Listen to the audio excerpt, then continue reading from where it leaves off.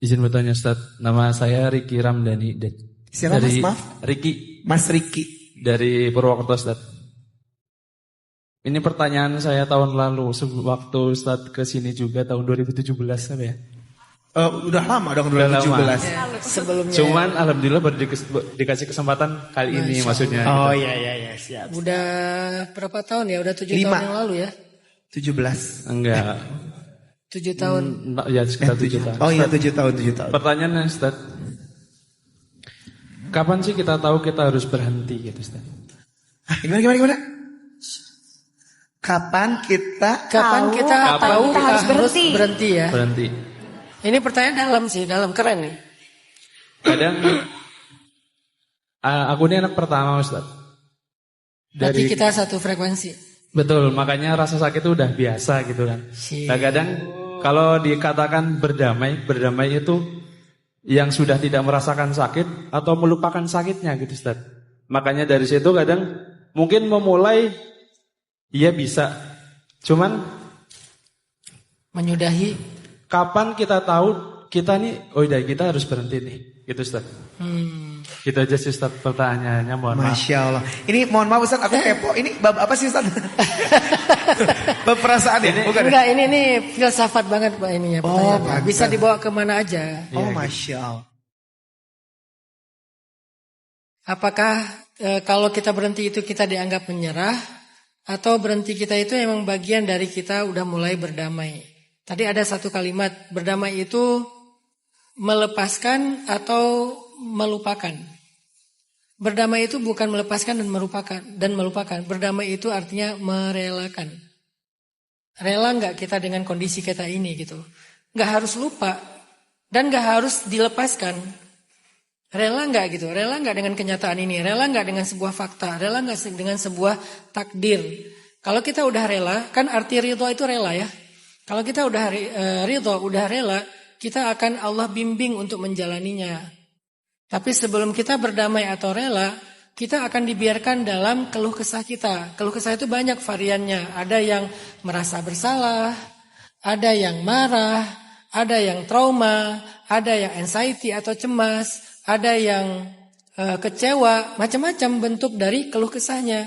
Kenapa muncul keluh kesah gitu? Karena dia belum rela. Dia masih bertanya kenapa. Jadi ridho itu adalah merelakan, bukan melepaskan, bukan melupakan. Ada kalanya sambil melupakan, ada kalanya nggak lupa juga, sulit untuk melupakan. Kayak Nabi nggak bisa melupakan Wahsy yang telah membunuh paman beliau, sehingga ketika ketemu Wahsy langsung teringat tentang pamannya. Tapi apakah Nabi sudah rela dengan kenyataan itu? Rela banget. Nabi ridho kepada Wahsy. Nabi terima Islamnya Wahsy. Nabi berikan zakat kepada Wahsy. Tetapi Nabi nggak bisa ketemu Wahsy karena itu mengingatkan beliau kepada pamannya. Berarti Nabi nggak lupa kan? Nabi ridho dengan wafatnya Sayyidah Khadijah, tapi nggak pernah bisa melupakan Khadijah dan perannya dalam kehidupan Nabi. Walaupun sudah ada Aisyah, Sofia, Maria, Zainab yang keren-keren, tetap aja Khadijah tidak tergantikan. Jadi masih ada rasa yang kuat tentang Khadijah. Itu namanya sudah rela, tetapi masih ingat, belum melupakan. Atau udah rela, tapi ya masih dijalanin, masih dialamin, belum dilepaskan. Itu yang pertama. Yang kedua, kapan kita tahu kalau kita perlu berhenti? Hal yang menentukan itu adalah ketika kita memahami tentang diri kita sendiri. Ada orang yang terlalu memaksakan dirinya sampai kemudian dia baru berhenti oleh keadaan. Ketika udah drop baru dia berhenti.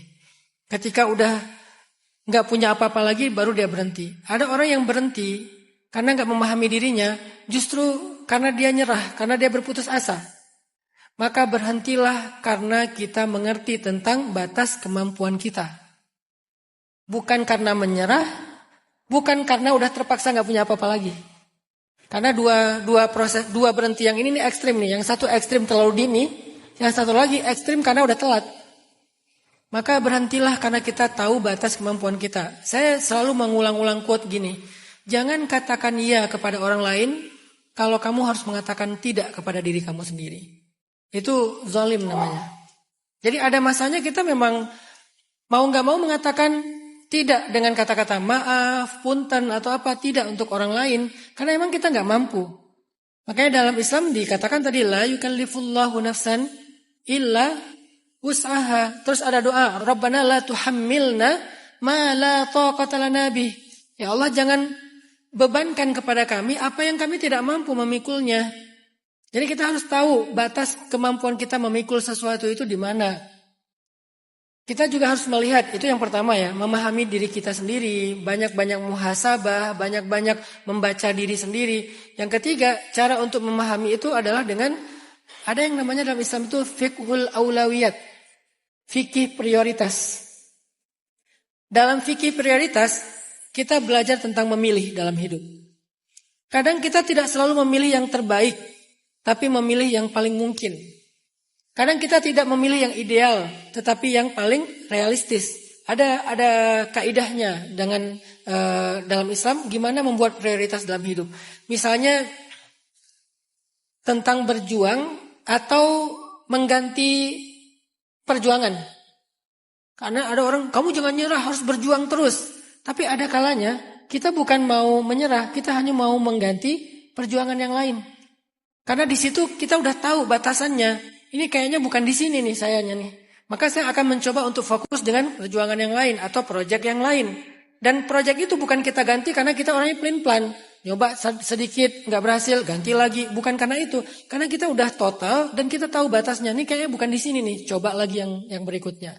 Di situ kita harus mengerti diri kita. Di situ kita harus lihat prioritas hidup kita. Kayaknya kita nggak mungkin kalau ini masih panjang. Sementara saya ada kedaruratan yang harus waktunya cepat. Jadi saya akan mengganti proyek yang berikutnya. Ini berlaku dalam karir, berlaku dalam rumah tangga. Ada kalanya dalam rumah tangga, kita harus tahu kapan kita memang harus memutuskan untuk berhenti. Makanya dalam Islam, walaupun nikah itu adalah ibadah yang luar biasa, tapi talak itu tetap dibolehkan kan, sebagai pintu darurat. Nah, kita harus ngerti kapan tingkat kedaruratan yang boleh membuka pintu darurat. Kan pintu darurat itu nggak boleh dibuka untuk penumpang yang mau naik pesawat ya, atau yang mau turun pesawat. Dia harus dibuka hanya dalam kondisi yang darurat banget. Nah, yang paling ngerti darurat itu adalah kru pesawatnya, pilotnya. Maka belajarlah tentang kategori darurat. Begitu juga dalam rumah tangga. Bukan berarti setiap perceraian itu berarti dia nyerah, berarti dia putus asa. Enggak juga. Dia yang lebih ngerti batasannya. Bahkan Nabi pernah menceraikan istrinya, kemudian Allah suruh rujuk. Bahkan sahabat Nabi, dua-duanya soleh-solehah, ahli surga, bercerai juga. Padahal baru setahun menikah. Siapa itu? Zaid sama Zainab. Jadi tentang hal ini, yang paling mengerti adalah kita sendiri. Ada kalanya perceraian itu memang solusi yang tersisa satu-satunya. Nggak ada solusi lain. Makanya dalam Al-Quran ada surat cerai. At-Talaq. Saking pentingnya perceraian. Tetapi dia tetap adalah pilihan darurat. Nah, disitulah nanti berlaku tentang kapan harus berhenti. Misalnya, saya tuh nggak selalu menyemangati orang untuk bertahanlah, jangan cerai, jangan sampai berantakan rumah tangganya. Saya pernah menyarankan orang untuk bercerai. Karena saya tahu kasusnya. Apa kasusnya? Suaminya jajan.